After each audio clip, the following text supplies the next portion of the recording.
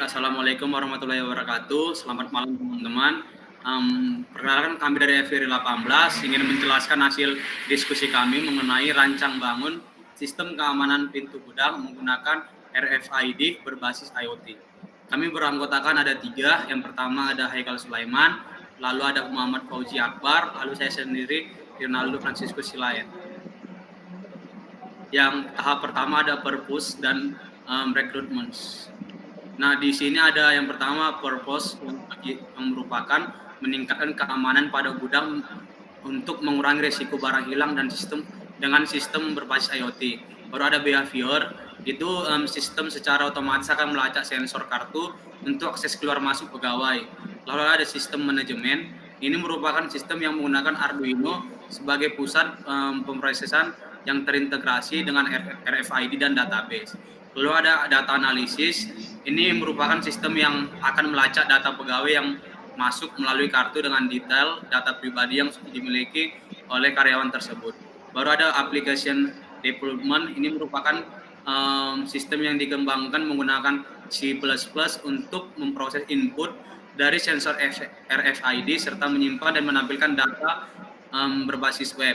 Baru ada security, di sini merupakan data pegawai dilindungi melalui integrasi langsung dengan server database. Nah, lalu ada recruitment yang pertama ada adaptor AC/DC, ini merupakan perangkat yang mengubah arus bolak-balik menjadi arus searah. Lalu ada resistor, ini merupakan Arduino yang berfungsi untuk membatasi arus listrik. Yang ketiga ada Arduino Uno, ini merupakan microcontroller sederhana yang digunakan untuk mengontrol perangkat elektronik. Yang keempat ada Node MSU ESP8266 yang merupakan microcontrol dengan Wi-Fi untuk pengembangan perangkat berbasis IoT. Yang kelima ada modul RFID, perangkat untuk membaca dan menulis data tentang RFID. Yang keenam ada lampu LED yang berguna untuk pada Arduino adalah komponen elektronik yang digunakan untuk menghasilkan cahaya. Lalu yang ketujuh ada motor DC, ini merupakan motor listrik yang menggunakan arus DC untuk menghasilkan gerakan mekanik. Yang ke-8 ada liquid crystal display, modul L2C, layar kristal yang menggunakan komunikasi untuk menampilkan data. Baru ada buzzer ini untuk notifikasi atau indikasi pada perangkat elektronik. Baru ada website MySQL, ini merupakan database untuk menyimpan dan mengelola data. Baru ada sumber tegangan listrik, ini merupakan untuk menjalankan perangkat lunak perangkat elektronik. Baru tahap 2 ada proses specification, ini merupakan ada pada gambar di layar. Saat program dimulai akan dilakukan inisiasi untuk for input output.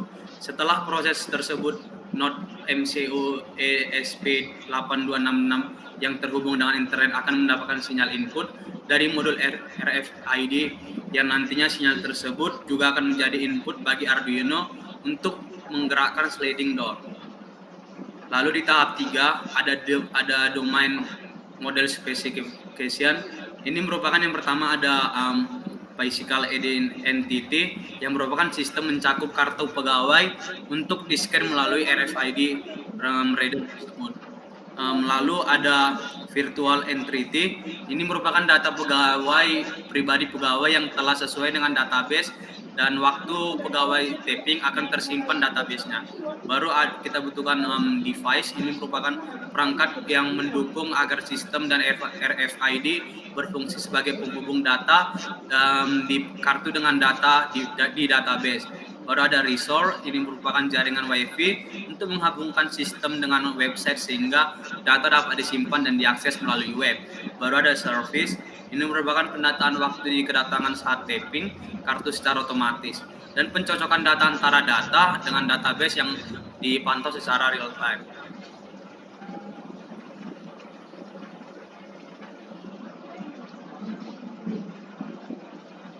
Lalu akan dijelaskan oleh Muhammad Fauzi Akbar.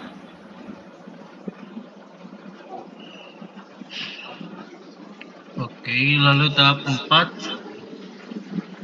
Boleh di next tahap 4.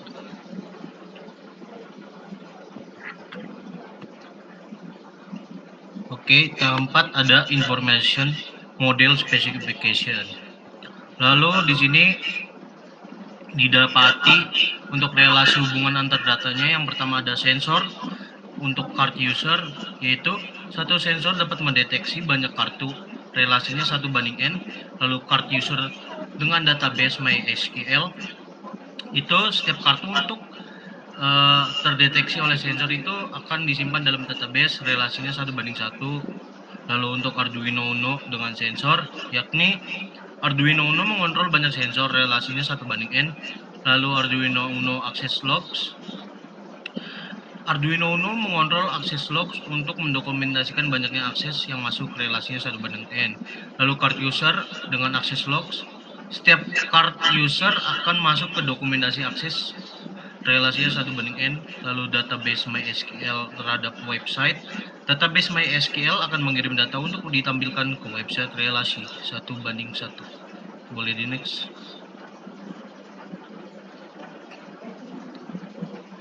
Boleh di next ke tahap 5.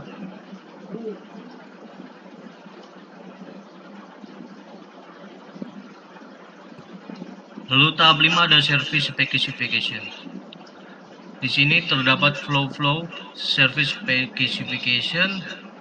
Terdapat penjelasannya. Yang pertama, item detection service, yakni layanan yang bertanggung jawab untuk mendeteksi kartu yang akan dimonitor melalui teknologi pendeteksi.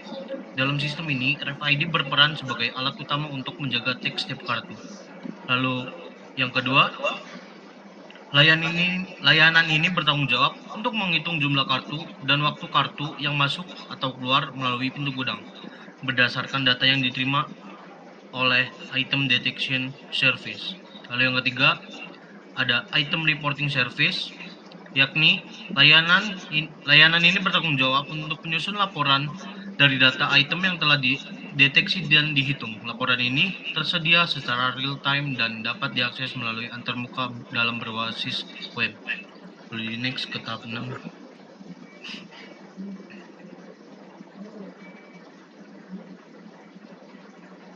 Tahap 6 ada IoT level specification. Next.